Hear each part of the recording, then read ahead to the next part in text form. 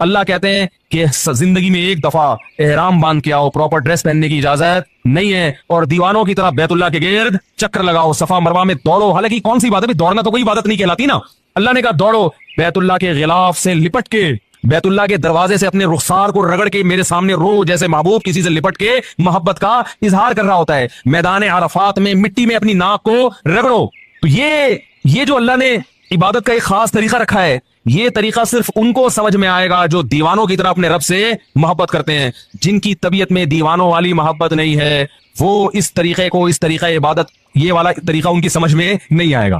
تو کہیں گے یہ کیا ہے بھائی، ہم 3 پیس سوٹ ٹائی پہنا کرتے تھے، اللہ میاں نے بولا ایک دھوتی پہنو اوپر سے ایک چادر۔ یہ کیا ہے، وہاں جا کے کیا کر رہے ہیں، گھوم رہے ہیں، حجر اسود کو چوم رہے ہیں، کیا ایک پتھر ہی تو ہے بھائی، اس کو کیوں چوم رہے ہیں بھائی؟ بیت اللہ سے نسبت ہے اس کی، یہ اللہ کا گھر ہے۔ کیسے دیواروں سے لوگ رخساروں کو لگا رہے ہوتے ہیں وہاں۔ وہ شعر یاد آتا ہے، امر من الدیار دیار لیلا وقبل ذا الجدار وذا الجدار وما حب الدیار شغفن قلبی ولكن حب من سکن الدیار۔ جو مجنو تھا نا، وہ لیلا کے گھر در و دیوار، اس زمانے میں محبوبائیں پردہ کیا کرتی تھیں، ٹھیک ہے نا، ڈیٹ ویٹ کا سسٹم ایجاد نہیں ہوا تھا، موبائل پہ ایزی لوڈ اور یہ سب مس کالیں وس کالیں چلتی نہیں تھی، کبوتر کو بازی ہوتی تھی، وہ کبوتر لے کے آیا، وہ کبوتر بعض وقت کہیں اور بھی چلا جاتا تھا، ٹھیک ہے نا تو بڑی پرابلم تھی۔ تو یہ جو مجنون ہے نا، یہ لیلا کے عشق میں کیا کر رہا ہے، اس کی دیواروں کے گرد چکر لگا رہا ہے، اور بڑے سخت پہرے ہیں غیرت مند مردوں کے، وہ نکلنے نہیں دیتے۔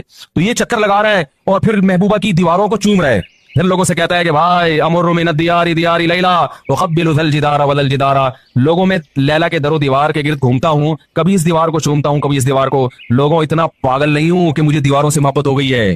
وما حب الدیار شغفن قلبی، تم مجھے دیکھ کر پہلے ہی مجنون کے تانے مجھے مل رہے ہیں، لوگ دیوانہ کہہ رہے ہیں، پاگل کہہ رہے ہیں، کہہ رہے ہیں اللہ کی قسم اتنا پاگل نہیں ہو کہ دیواروں سے محبت ہو جائے۔ ولكن حب من سکن الدیار، ان دیواروں کی نسبت جس محبوب کی طرف ہے، اس محبوب کی محبت نے مجھے دیواروں کو چومنے پر مجبور کر دیا ہے۔ یہ رشتہ ختم ہو جائے، یہ دیواریں میری نظر میں 2 ٹکے کی نہیں ہیں۔ بیت اللہ کی دیواریں بھی سیمنٹ گارے کی بنی ہے میرے بھائی، اس کا غلاف بھی کپڑے کا غلاف ہے، وہ کوئی مریخ سے نہیں آیا ہوا، یہی سیمنٹ، یہی بجری، یہی ریت، اسی سے وہ اینٹیں بنی ہیں۔ لیکن ان اینٹوں کو دیکھنے کے لیے، اس غلاف کو چومنے کے لیے، اس غلاف کے گرد طواف کرنے کے لیے ہم 6-6 7-7 لاکھ روپے خرچ کر کے جاتے ہیں، اور لاکھوں کے مجمع میں جہاں پھسلنے کا بھی خطرہ ہو، جان کا بھی خطرہ ہو، اس بیت اللہ کے گرد گھومتے ہیں۔ اس کی وجہ بھی یہی ہے کہ ہمیں ان دیواروں سے محبت نہیں ہے۔ ان دیواروں کی نسبت کس کی طرف ہے؟ خالق کائنات۔ اس نے کہہ دیا کہ یہ کس کا گھر ہے، رہتا بھی نہیں ہے وہ وہاں پہ، رہتا بھی نہیں ہے، بنایا بھی انسانوں نے اس کو، لیکن رب نے کیا کہہ دیا، یہ گھر کس کا ہے، میرا۔ بس اتنی نسبت ہمارے لیے کافی ہے۔ بیت اللہ سے عشق کرنے کے لیے، بیت اللہ سے محبت کرنے کے لیے ہمارے لیے اتنی دلیل کافی ہے کہ اس بیت اللہ کو، یہ رب نے کیا کہہ دیا اس کے بارے میں کہ کس کا گھر ہے، میرا۔ بس اتنا کہہ دیا، اب ہمیں کوئی ڈاکومنٹ نہیں چاہیے، اس کے لیے کوئی ثبوت نہیں چاہیے، مزید کوئی ثبوت نہیں چاہیے۔ یہ نسبت ہمیں مجبور کرتی ہے کہ ہم لاکھوں لاکھوں روپے خرچ کر کے اس گھر کی زیارت کے لیے جاتے ہیں اور اپنا پسینہ وہاں جا کے بہاتے ہیں۔ کتنی ٹینشن میں نے بوڑھے بوڑھوں کو دیکھا ہے، بوڑھے لوگوں کو دیکھا ہے، کتنی ٹینشن۔ یہ تو آج بیت اللہ کی زیارت آسان ہو گئی، جب بیت اللہ کی زیارت آسان نہیں تھی، لوگ جب بیت اللہ پہ پہلی نظر پڑتی تھی بے ہوش ہو جایا کرتے تھے، اٹیک ہوئے لوگوں کو، موت ہوئی ہے لوگوں کی۔ تو ابراہیم علیہ السلام نے اللہ کا گھر بنایا اور کیا اعلان کیا، اللہ اس ایسی زمین پہ گھر بنا رہا ہوں جہاں نہ گھاس کا تنکا اور نہ پانی، لیکن تو اس جگہ کو ایسا بنا دے کہ تہوی الیہ افئدۃ الناس، کہ لوگوں کے دل اس کی طرف لڑکنا شروع کر دیں۔ کوئی انٹرٹینمنٹ کی جگہ نہیں ہے وہاں پہ، مری میں ہوتا، سوئٹزرلینڈ میں ہوتا، تو ہم کہہ سکتے تھے بھائی اصل میں تو سوئٹزرلینڈ ہے، نام بیت اللہ کا لیا جا رہا ہے، دیکھنا کیا چاہتے ہیں مولانا صاحب، سوئٹزرلینڈ گھومنا چاہتے۔ اللہ نے ایسی جگہ بنایا، سنگ لاخ پہاڑ، یہ تو اب آباد ہو گیا، ورنہ تو آپ جہاز میں دیکھتے ہوں گے چٹانے، خوش سنگلاخ چٹانے۔ ایسی جگہ بنایا کہ یہاں آنے والا سوائے بیت اللہ کی محبت کے اس کے دل میں اس کے علاوہ اور کوئی جذبہ نہ ہو۔ اور یہی وجہ ہے کہ آج وہاں جدہ پہ جو کچھ ہوتا ہے، جدہ ایئرپورٹ پہ سب جانتے ہیں، لوگ کیوں برداشت کرتے ہیں۔ کسی اور ایئرپورٹ پہ اتنی سختی ہو اور یہ کچھ ہو، لوگ اس ملک میں جائیں گے، چھوڑ دیں گے۔ یہ بیت اللہ کی محبت ہے جو لوگوں کو کھینچ کے لاتی ہے۔ تو اللہ نے حج کیوں رکھا ہے؟ دیوانگی کے اظہار کے لیے۔ نبی صلی اللہ علیہ وسلم نے فرمایا ذاق طعم الایمان من رضی باللہ ربا وبالاسلام دینا وبمحمد صلی اللہ علیہ وسلم نبیا، اسلام کا ذائقہ چکھ لے گا وہ شخص جس نے اللہ کو اللہ مان لیا، نبی کو نبی مان لیا، اور اللہ کی کتاب کو کتاب مان لیا۔ تو آپ نے فرمایا اسلام کا ذائقہ، اس سے پتہ چلتا ہے اسلام میں کیا ہے، ایک چاشنی، ایک لذت ذائقہ ہے۔ ایک آپ ملکی قوانین کو فالو کرتے ہیں، اس میں لذت نہیں ہے، چاشنی نہیں ہے، لیکن جب اللہ کے دین پہ چلتے ہو تو اس میں اللہ نے ایک ذائقہ بھی رکھا ہے، لطف اور مزہ بھی رکھا ہے، لیکن یہ لطف اور مزہ صرف انہی کو محسوس ہوتا ہے جو اللہ کو اللہ ہونے کے لحاظ سے راضی ہو جاتے ہیں اور اس سے محبت کرنا شروع کر دیتے ہیں۔ اللہ تعالیٰ سے دعا ہے کہ اللہ تعالیٰ ہمیں بھی اپنے گھر کی زیارت نصیب فرمائے، اور جذبے کے ساتھ۔ علماء کہتے ہیں وہاں جا کے برائیاں کرنا، اس سے وہاں کی جو ایک روحانی قوت وہاں ملنی چاہیے تھی، وہ قوت کیا ہو جاتی ہے، ختم ہو جاتی۔ तो अल्लाह ताला हमें भी ज़ियारत नसीब फरमाए। बकरा ईद में जानवर को कुर्बान करने का हुक्म दिया। बज़ाहिर बड़ा तरस आता है उस जानवर के ऊपर, हमें भी आता है, हम भी इंसान है। हमने बकरा पाला था, मैं तो हज में गया हुआ था, तो घर वालों ने वीडियो बना के भेजी। बकरा पहले सोचता है यार 10 दिन तक ऐसे हार फूल डाले जा रहे हैं मेरे गले में, घास खिलाई जा रही है, ऐसी प्यार मोहब्बत की बातें, अचानक लेटा के क्या करते हैं, गला काट, चीख रहा होता है। वो तरस आता है इंसान को, और तरस आना ही कुर्बानी है। अगर तरस ही नहीं आ रहा फिर कुर्बानी थोड़ी है, तो गोश्त खा लिया आपने। इब्राहिम अलैहिस्सलाम जब अपने बच्चे को ज़बह करने के लिए लिटा रहे थे तो उनको तरस आ रहा था कि नहीं आ रहा था? बोलो ना यार, आप लोग पता नहीं क्या मसला है आप लोग के साथ। यार नींबू ला के लिखूंगा मैं, सब लोग थोड़ा थोड़ा खाएं। गम भी हो रहा था ना, यही तो कुर्बानी थी।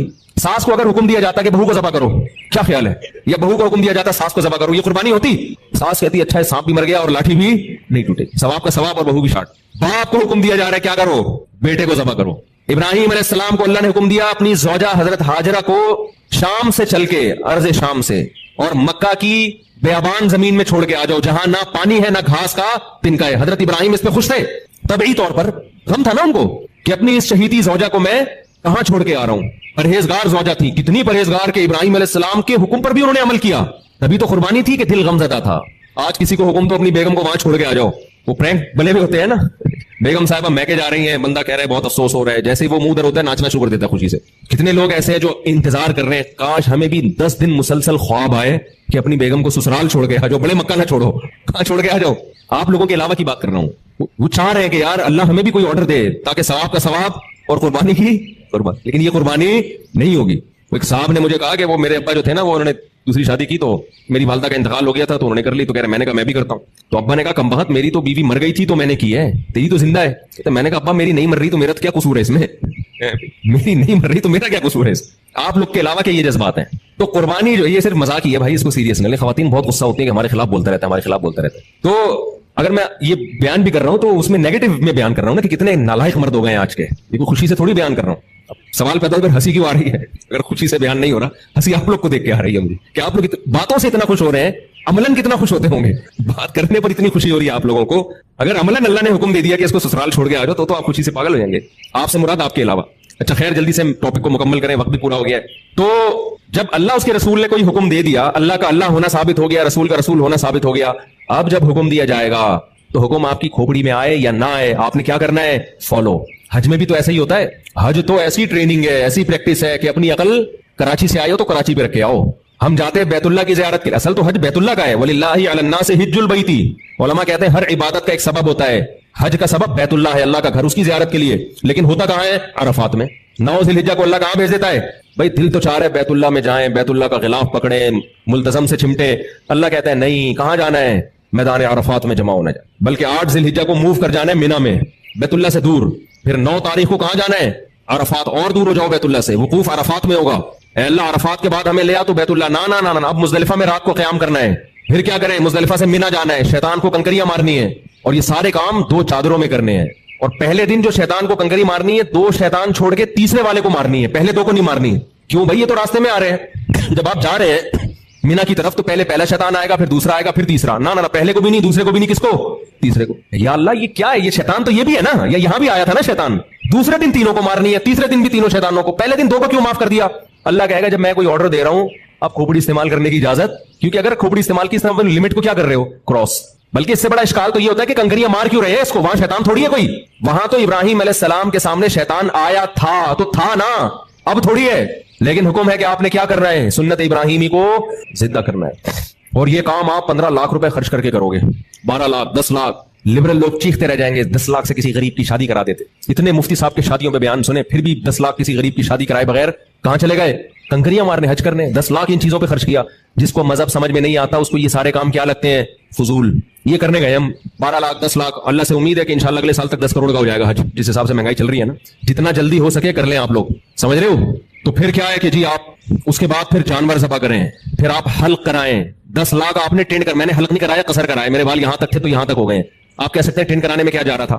टेंड कराने में ये जा रहा था कि लोग टेंड को जरूरी समझना शुरू कर दिया लोगों ने, वरना मुझे टेंड होने से कोई तकलीफ नहीं है।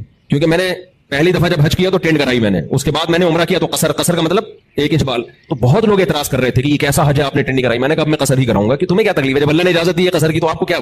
हाँ, हल्क में 3 गुना सवाब ज्यादा है। इसमें तो दो राय नहीं है, हल्क में सवाब ज्यादा है। लेकिन अल्लाह ने जब ऑप्शन दे दिया कि चाहो कसर कराओ चाहो हल्क कराओ, तो सवाब तो फिर उस आदमी का मामला है ना, उसमें दूसरे को क्यों हो रहा है कि भाई ये क्यों नहीं। फिर मुझे ख्याल हुआ कि यार ये जो एक चीज जो लाजिम नहीं है उसको लोग लाजिम समझ रहे हैं ना, इसकी भी नफी जरूरी है। यहां आने के बाद मैंने सोचा मैं टेंट करा दूं।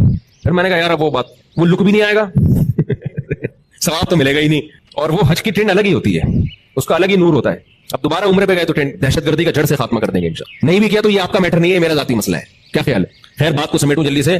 तो कैसे काम कराए जा रहे हैं भाई, रमी फिर टेंट करा दो, उसके बाद अब क्या करना है, तवाफ ज़ियारत, जो हज का तवाफ है वो बकरीद के 3 दिनों में ही करना है। अल्लाह इतना रश है, 3 दिन के अलावा कुछ हुक्म दे दे। अल्लाह ने कहा नहीं, मैं इस्लाम की शौकत पूरी दुनिया के सामने जाहिर करना चाहता हूं। अगर बकरीद के ये 3 दिन अजीम दिन है, अय्याम नहर है, कुर्बानी के दिन है, ईद के दिन है। हज का जो तवाफ है वो ईद के दिनों में ही होगा, ईद के दिनों के अलावा नहीं होगा। क्यों? ईद का दिन है, मुसलमानों की अजमत, शौकत, ताकत। तो 30-40 लाख का मजमा 3 दिन के अंदर जब बैतुल्लाह का तवाफ करेगा, और इतना रश इस्लाम के बारे में दुनिया देखेगी कि इस्लाम जिंदा है। 1400 साल के बाद भी पूरी चमक धमक के साथ इस्लाम क्या है, अपने जिंदा होने का सबूत दे रहा है। ये दुनिया देखती है ये मनाजिर, ऐसे चींटियों की तरह और शहद की मक्खियों की तरह लोग बैतुल्लाह से चिमटे हुए होते हैं इन 3 दिनों में। ये हज का असल तवाफ ये वाला है, हज का, जिसके लिए बैतुल्लाह को बनाया गया, जिसमें कुरान में आता है ना वलिल्लाहि अलन्नासि हिज्जुल बैत, लोगों पर लाजिम है कि अल्लाह के लिए बैतुल्लाह का तवाफ करें। तो ये वाला तवाफ है वो जिसको हज का रुकन कहा जाता है, जो अल्लाह ने कहा 3 दिन के अंदर। और कमाल यह है कि अल्लाह ने ऐसा लाजिम करार दे दिया कि अल्लाह ने कहा कि इसके बगैर आपकी बीवी आप पर हलाल नहीं होगी। औरत अगर ये तवाफ ना करे तो वो शौहर पे हलाल नहीं, शौहर ये तवाफ ना करे तो बीवी भी हलाल नहीं उस पर। दोनों एक दूसरे पर हराम जब तक दोनों तवाफ ना कर लें, क्योंकि इसका खतरा था कि पतली गली से निकल ना ले लोग कि यार बहुत रश है भाई, बहुत रश है, हमसे नहीं हो रहा, अगले साल आके हम कजा कर लेंगे, जैसे होता है ना कजा पढ़ लें। अल्लाह ने कहा कजा नहीं पढ़ सकते, कजा नहीं कर सकते, इसको अभी करना पड़ेगा। तो ये सारे काम हमसे कराए जा रहे हैं ये बताने के लिए कि जब अल्लाह को अल्लाह, रसूल का रसूल मान लिया तो अब उसके ऑर्डर को क्या करना है, फॉलो करना है उसके ऑर्डर। जन्नतियों को अल्लाह जन्नत में दाखिल करते हुए बता देंगे भाई अब हमेशा रहना यहाँ। क्या खुशी का दिन होगा आप सोचिए। लहुम मा यशाऊन फीहा, उनके लिए उस जन्नत में जो वो चाहेंगे मिलेगा। वलदैना मजीद, और अल्लाह कहेंगे हमारे पास और भी बहुत कुछ है। ये और बहुत कुछ से क्या मुराद है? हदीस से ये बात साबित है कि इससे मुराद है अल्लाह का दीदार। नबी सल्लल्लाहु अलैहि वसल्लम ने फरमाया जब जन्नती जन्नत में चले जाएंगे तो अल्लाह उनसे कहेंगे कि क्या मैं तुम्हें मजीद एक नेमत ना दूं? तो वो कहेंगे अलम तुबय्यिद वुजूहना, अल्लाह तूने हमारे चेहरों को रोशन कर दिया, हमें सब कुछ दे दिया, मजीद क्या है तेरे पास। यानी जन्नती ख्याल करेंगे कि इस जन्नत में और कुछ मजीद का भी कोई यानी चांस है, कोई गुंजाइश है मजीद की भी। ये ऐसे ही है जैसे आप किसी होटल में गए और आपके पास 20 किस्म के खाने ला के रख दिए हो, तो वो आके होटल वाला आपसे कह रहा हो कि और भी कुछ चाहिए, तो आप कहेंगे भाई अभी मजीद का भी कोई गुंजाइश है। तो जन्नत में हर नेमत देखेंगे तो वो फरिश्ते अल्लाह ताला इन जन्नतियों से कहेंगे मजीद भी तुम्हें कुछ चाहिए, मेरे पास मजीद भी है। वो कहेंगे भाई अल्लाह सब कुछ तो मिल गया। फिर अल्लाह ताला अपने और बंदों के दरमियान हिजाब को हटा देंगे और लोग अल्लाह की ज़ियारत करेंगे जो जन्नती। नबी सल्लल्लाहु अलैहि वसल्लम ने फरमाया उस ज़ियारत में ऐसा महव होंगे कि जन्नत की भी हर नेमत को वो भूल जाएंगे। वकम अहलकना क़ब्लहुम मिन क़र्निन, अल्लाह फरमाते हैं कितनी ही बस्तियां इनसे पहले हमने हलाक कर दी। हुम अशद्दु मिनहुम बतशन, जो इनसे भी ज्यादा पकड़ में सख्त थी, बड़ी ताकतवर कौमें थी। ये तो उनकी अस्करी कुव्वत थी। फनक़बू फिल बिलाद, अब उनकी मुआशी कुव्वत क्या थी, वो घुस गए थे शहरों में, यानी तरक्की करते करते सफर तिजारत के शहरों में घुस गए थे, यानी बहुत सारे शहरों में उनके सफर थे, तिजारती सफर। लेकिन क्या हुआ, हल मिन महीस, क्या हुआ कोई बचाने वाला, कोई पनाहगाह, महीस का मतलब पनाहगाह, कोई मिली उनको पनाहगाह, थी कोई पनाहगाह। तो तिजारत करते थे दुनिया में, दूसरे मुल्कों में जा जाके अरबपति बन गए थे, क्या कोई पनाह मिली उनको। इन्न फी ज़ालिका लज़िक्रा, बेशक इस बात पे नसीहत है, लिमन कान लहू क़ल्बुन, हर उस शख्स के लिए जिसके सीने में दिल हो, औ अलक़ा समा, या उसने अपनी समात को हमारे सामने डाल दिया, वह हुआ शहीद, और वो हाजिर भी हो, नहीं दिल से हाजिर हो। मैंने तर्जुमे में इसकी तफसीर ये बताई थी कि यह औ जो है यहाँ बल के माना में है, लेकिन एक दूसरी तफसीर है जिसको हजरत हकीम उल उम्मा ने इख्तियार किया है, मौलाना शेख थानवी रहमतुल्लाह ने। वो तफसीर क्या है कि लिमन कान लहू क़ल्बुन, कि इन बातों में यानी कुरान में या सूरह काफ में जो आयतें अल्लाह ने बयान की हैं, इनमें नसीहत है। लिमन कान लहू क़ल्बुन, हर उस शख्स के लिए जिसके सीने में दिल है, या दिल ना भी हो, यानी दिल का मतलब दिल की मुकम्मल तवज्जो ना भी हो, तो कम से कम इतना कर ले कि अपनी समात को हमारी तरफ मुतवज्जे कर ले और दिल को हाजिर रखने की कोशिश करे। यानी मुकम्मल दिल से भी ना सुने ना, सिर्फ ऊपर ऊपर से आयतें सुन ले थोड़ी सी तवज्जो के साथ, तो भी असर कर जाएंगी आयतें उसके ऊपर। यानी आयतों में इतनी ताकत है।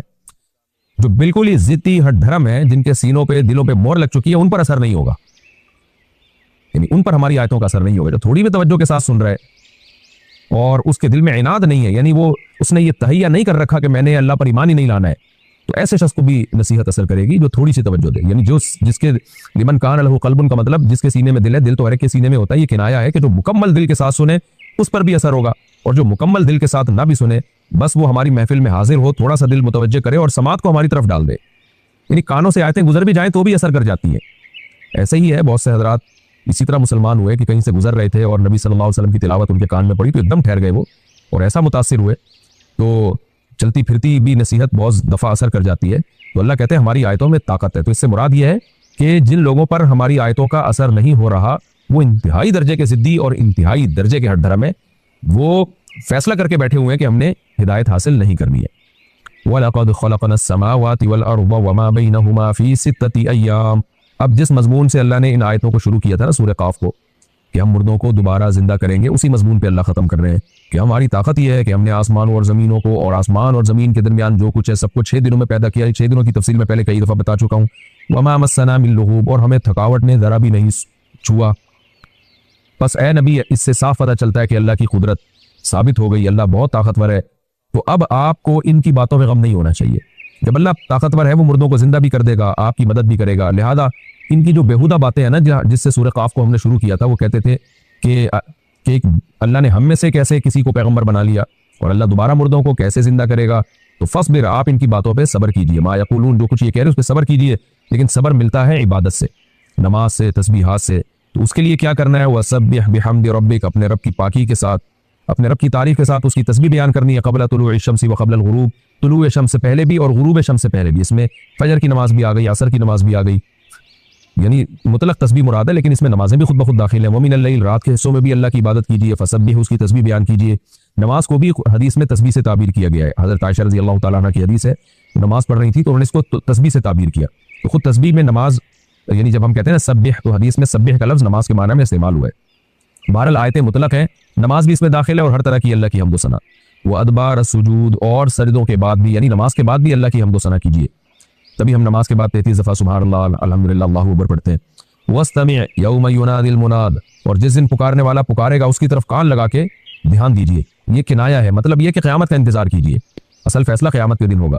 और ये पुकारने वाला बहुत करीब से पुकारेगा, यानी हर एक को ऐसा लगेगा जैसे मेरे करीब खड़े होकर सूर पुकारा जा रहा है, सूर में फूंका जा रहा है। यौम यस्मऊन अस्सयहत बिलहक़, जिस दिन हक के साथ ये लोग उस पुकार को सुनेंगे। ज़ालिका यौमुल खुरूज, ये मुर्दों के निकलने का दिन होगा, सब निकल आएंगे कब्रों से। इन्ना नहनु नुहयी व नुमीत, बेशक हम ही ने जिंदा किया तुम्हें और हम ही मौत देते हैं। व इलैनल मसीर, और हमारी ही तरफ लौट कर आना है। यानी हमने जब जिंदा कर लिया, इस पे तुम्हें ताज्जुब नहीं हो रहा कि हम पैदा कैसे हो गए, फिर हम तुम्हें मौत दे देते हैं, इस पे ताज्जुब नहीं हो रहा, ताज्जुब हो रहा है कि हमारी तरफ लौट के कैसे आओगे। इसलिए अल्लाह ने फरमाया 2 प्रोसेस तो देख लिए, वो इलैनल मसीर, लौट के हमारी तरफ आना है, ये भी देख लोगे। ये कब होगा? यौम तशक्ककुल अर्ज़ु अन्हुम सिराअन, जिस दिन जमीन इनसे फटेगी, इस तरह के ये दौड़ रहे होंगे मैदान हशर की तरफ। ज़ालिका हशरुन, ये एक हशर होगा, इन लोगों को जमा करना होगा। और ये अलैना यसीर, हम पे बहुत आसान है। ये हशर जो है ये हम पे बहुत आसान है। नहनु अअलमु बिमा यक़ूलून, नबी को तसल्ली दी जा रही है आखिरी आयत में। ए नबी, हम खूब जानते हैं उन बातों को जो ये कर रहे हैं, ये जो एतराज़ात कर रहे हैं हम खूब जानते हैं। वमा अंता अलैहिम बिजब्बार, और आप इन पर जब्बार नहीं है, यानी ज़बरदस्ती नहीं कर सकते आप। तो नबी को भी तसल्ली है कि आपका काम पैगाम पहुंचाना है, बस आप पहुंचाते रहिए। वो पैगाम क्या है? फ़ज़क्किर बिल कुरआन, आप कुरान के जरिए नसीहत कीजिए। मन, हर उस शख्स को, या खौफ वईद, जो मेरी वईद से डरता है। हमारे शेख हज़रत मुफ्ती रशीद अहमद साहब रहमहुल्लाह ताला के पास जो कुरान था उस पर यह आयत लिखी हुई थी, फ़ज़क्किर बिल कुरआन मन यख़ाफ़ु वईद। हज़रत फरमाते थे कुरान मजीद के टाइटल पे ना, ये मुझे सबसे ज़्यादा जो आयत पसंद है, यानी जो हज़रत की ख्वाहिश थी कि कुरान के टाइटल पे जो आयत होनी चाहिए वो ये होनी चाहिए, फ़ज़क्किर बिल कुरआन मन यख़ाफ़ु वईद, यानी ऐसे कुरान पे बाहर लिखा हुआ होना चाहिए, ताकि जब हम कुरान की तिलावत शुरू करें तो हमें पता चल जाए कि भाई इससे अल्लाह ने कह दिया कि डराएं उस शख्स को, नसीहत कीजिए उस शख्स को जो मेरी वईद से डरता है। तो डरने वाले लोगों पर असर होगा, और जिनके दिल सख्त हो चुके हैं उन पर कुरान का कोई असर नहीं होता। तो खिलाता ही है अल्लाह, कभी भूखा रह लिए तो क्या हो गया यार? ये तो इन लोग के इशू में, गैर मुस्लिमों के, क्योंकि ये आए दुनिया में अय्याशी करने के लिए। हम कहते हैं भाई इंसान पैदा हो, मुसलमान पैदा हो, ये ज्यादा अहम बात है कि जिंदगी की नेमत मिले। ये कायनात बनी इंसानों के लिए, जानवरों की नस्ल को कंट्रोल करने का हमें इजाजत है, क्योंकि हमारे मातहत हैं हम। नस्लों को कंट्रोल हमारी कौन कंट्रोल करेगा? अल्लाह। उस पर छोड़ दो, जितने उसने पैदा करने दो। जानवर हमारे गुलाम बनाए हैं, हम उनको करेंगे, हम पर नहीं होगा, हम पर अल्लाह है। अल्लाह जब कहेगा कि रोको तो रोक दो, अल्लाह कहेगा नहीं तो फिर नहीं है। तो अल्लाह ने नहीं ऐसा कुछ कहा कि रोको, अल्लाह ने बल्कि हमें इसके खिलाफ कहा। अल्लाह ने कहा वक़द्दर फ़ीहा अक़वातहा, जमीन को जब मैंने बनाया तो मैंने जमीन में जितने इंसानों ने आना था उनकी जरूरतों की मैनेजमेंट पहले से कर ली थी। आप मुझे बताओ, आपने 10 आदमियों को घर में बुलाना हो तो दावत खाना कितनों का पकाते हो? 15 का। تو اللہ نے قیامت تک جتنے انسان پیدا کرنے ہیں نا ان کی ضروری وسائل کا پہلے سے انتظام کر لیا ہے. تو جتنے پیدا کرنے ہیں نا اس سے 1.5 گنا زیادہ کہیں کیا ہوا ہوگا اللہ نے. اس لیے یہ بیوقوفوں کی باتیں ہیں, وسائل کم پڑ رہے ہیں. کوئی نہ پانی دنیا میں کم ہو رہا ہے نہ پیٹرول کم ہو رہا ہے. اگر پیٹرول کم ہو رہا ہے تو دوسری ٹیکنالوجی دریافت ہو رہی ہے, سولر پہ آ رہے ہیں لوگ. ایک ٹیکنالوجی ختم ہوتی ہے اس سے زیادہ ایڈوانس ٹیکنالوجی اس کی کمی پوری کر دیتی. ایسے ایسے لوگوں کے پاس پیسہ آنا شروع ہو گیا ہے, گاؤں دیہاتوں میں کروڑ پتی بن گئے ہیں جب سے یوٹیوب آیا ہے. صرف کھانے انڈے بنانے, انڈے ابالنے کی ترکیبیں ڈالنا شروع کر دی انہوں نے. گنجے کے سر پہ بال کیسے آئے, تیل بنا کے ڈال دیا, چاہے بال آئے نہ آئے, اس کے بعد پیسے آ گئے. یرزقہ من حیث لا یحتسب, اللہ کہتے ہیں وہاں سے روزی دوں گا جہاں سے کسی کا گمان بھی نہیں ہوگا, تصور بھی نہیں ہوگا, وہاں سے روزی دوں گا. کوئی سوچ سکتا تھا کہاں سے پیسہ آتا ہے؟ بھائی کوئی پتہ نہیں ہے. یہ چھوڑ دو اللہ پہ, کھلانے والا بھی اللہ, پلانے والا بھی اللہ. تو یہ لوگ تو مانتے نہیں اللہ کو, تو ان کو کرنے دو. انہوں نے اپنے پاؤں پہ, اب جرمنی اتنا پریشان ہے, فرانس اتنا پریشان ہے, ناروے اتنا, 20 لاکھ روپے ناروے میں ایک بچے کو, پاکستانی 20 لاکھ, آج سے 4-5 سال پہلے. ناروے کہتا ہے کہ ایک بچہ پیدا کرو کتنے پیسے ملیں گے, انڈیا 40,000 دے رہا ہے. نیچے لوگوں نے لکھے ہوئے ہیں